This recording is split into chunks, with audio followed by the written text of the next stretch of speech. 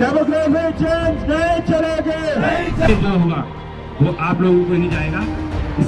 इसी के साथ मैं आपसे निवेदन भी करना चाहता हूँ कि आपके भी अगल बगल में भी जरूर नहीं है चौसला का ही मामला हो, केवल चौड़ का मामला हो, लालाबार का मामला हो, रानीबाग का मामला हो, कहीं का।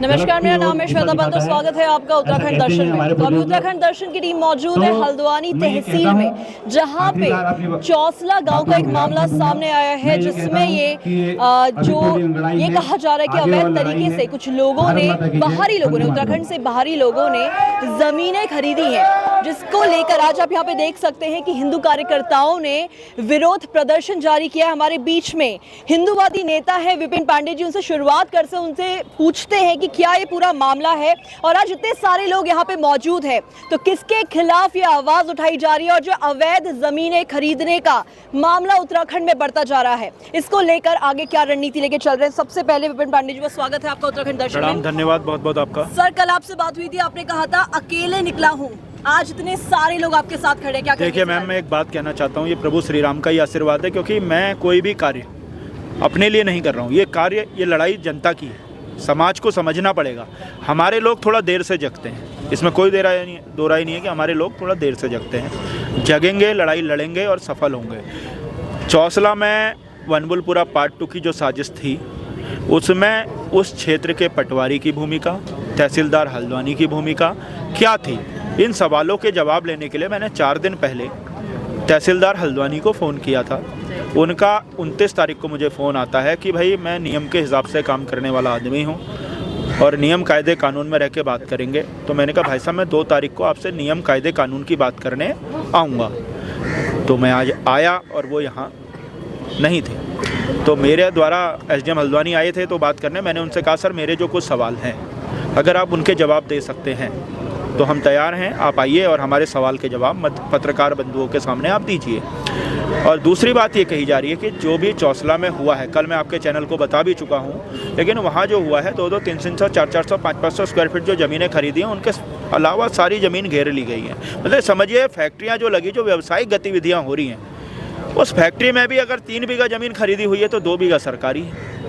300 मीटर 300 वर्ग फीट ज़मीन खरीद रहे हैं, 700 फीट और घेर रहे हैं, तो 1000 फीट में मकान बना रहे हैं। तो आखिर जो ये चीज़ें हो रही हैं, उत्तर प्रदेश से 40 आदमी आ रहा है, 10 वापस जा रहा है, 30 यहीं बस रहा है, उनके कैसे कागज़ तैयार हो रहे हैं हल्द्वानी तहसील के अंतर्गत, कालाडूंगी तहसील के अंतर्गत।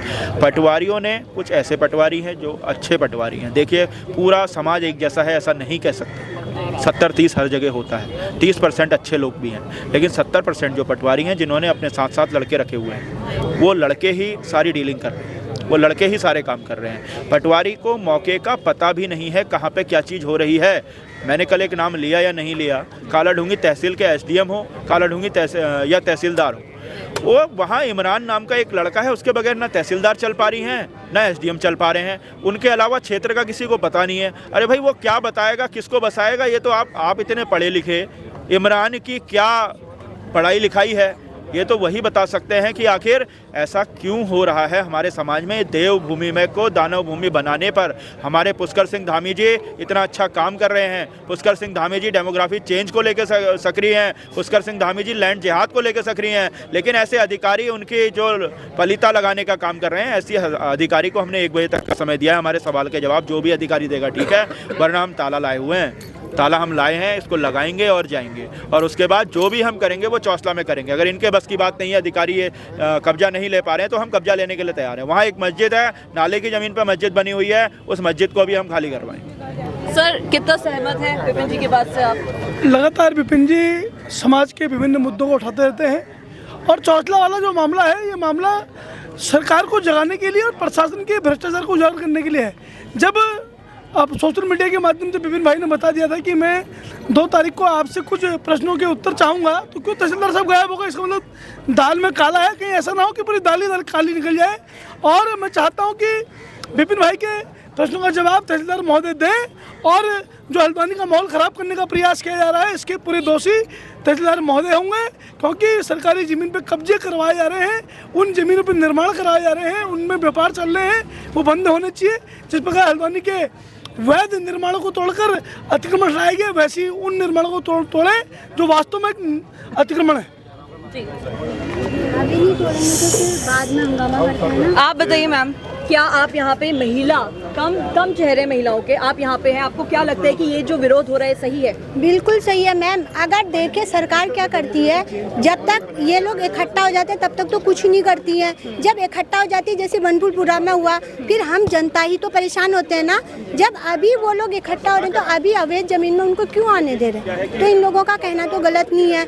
इसीलिए मैं बहुत देर से यहाँ सुन रही थी, देख रही थी, कुछ भी गलत नहीं है, क्योंकि आप भी महिला, मैं भी महिला हूँ। हम क्या रात को यहाँ से अकेले जा सक रहे हैं? नहीं जा सक रहे हैं। क्यों डर के जा रहे हैं? घर से बाहर निकल पा रहे हैं? नहीं निकल पा रहे हैं। अभी कुछ महीनों पहले हमारे छड़ैल में एक मोमडन को साफ बोलती मैं तो दुकान दी थी, उसने उसी घर की बेटी के साथ गलत काम किया था, बल्कि वहाँ से कुछ दुकानें हटाई भी गई है।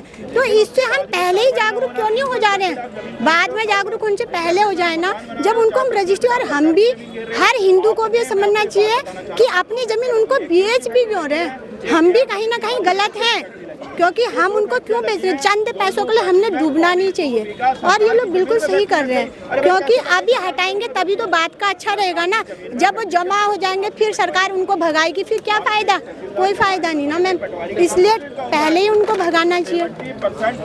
सर, आपको क्या लगता है कि ये जो विरोध प्रदर्शन जिस तरीके से हो रहा है, क्या ये सोल्यूशन है इन चीज़ों के लिए? बिल्कुल ये सोल्यूशन है इसका। इन्हीं विरोध प्रदर्शन के द्वारा ही हम इन सोल्यूशन को कर पाएंगे, क्योंकि हमें पूरे जन सहयोग भी चाहिए है, तो तभी इनका निर्णय कुछ हो पाएगा। उत्तराखंड के लोग लेकिन सर इतने अवेयर ही नहीं है। पहाड़ों में देखिए, पहाड़ों में भी यही सब चीजें हो रही ये हैं। बिल्कुल, ये बहुत सही कहा आपने। थोड़ा अवेयर नहीं है, उसके लिए हम थोड़ा अपनी संघों के द्वारा थोड़ा इस चीज़ के लिए हम कार्य कर रहे हैं। मैं भी RSS राष्ट्रीय सेवा संघ से जुड़ा हूँ, तो हम इस चीज़ के लिए काफ़ी उसमें कर रहे हैं। गंगोली हाट में भी हमने काफ़ी जो एक्स्ट्रा जमीन वो कर रहे हैं, घेर रहे हैं उसको, उसके लिए हम कार्य कर रहे हैं उस चीज़ के लिए। चलिए, यहाँ पे आप देख सकते हैं कि सुबह से ही 11 बजे से विपिन पांडे जी के साथ कई हिंदू कार्यकर्ता हैं जो आवाज़ उठा रहे हैं, विरोध प्रदर्शन कर रहे हैं इस मामले में, जहाँ पे डेमोग्राफिक चेंज की बात की जा रही है। ये कहा जा रहा है कि उत्तराखंड में देवभूमि कहा जाता है, लेकिन हिंदुत्व की बात उस तरीके से नहीं हो रही है, हिंदू धर्म की बात उस तरीके से नहीं हो रही है इसको लेकर। और डेमोग्राफिक चेंज डेफिनेटली एक ऐसा मुद्दा है जिस पे बार बार सवाल भी खड़े किए जा रहे हैं, और उसी को लेकर आज ये विरोध प्रदर्शन यहाँ पे कई लोग मौजूद हैं, कई लोग इसके सपोर्ट में, और हो भी सकता है कि कुछ लोग सेक्युलरिज्म की बात यहाँ पे करना चाहते हैं। तो आप बने रहिए उत्तराखंड दर्शन के साथ, हम लोग और ऐसे लोगों से बात करेंगे, उनके व्यूज जानेंगे और देखेंगे कि आगे 1 बजे का समय विपिन पांडे जी ने दिया है। उन्होंने कहा है कि अगर 1 बजे तक उनकी बात नहीं सुनी जाएगी तो वो ताला लेके आए हैं, और वो आज तहसील हल्द्वानी में ताला मार के ही वापस जाएंगे। तो आप बने रहिए उत्तराखंड दर्शन के साथ, देखते हैं कि आगे उनसे बातचीत करने सामने कौन अधिकारी आते हैं।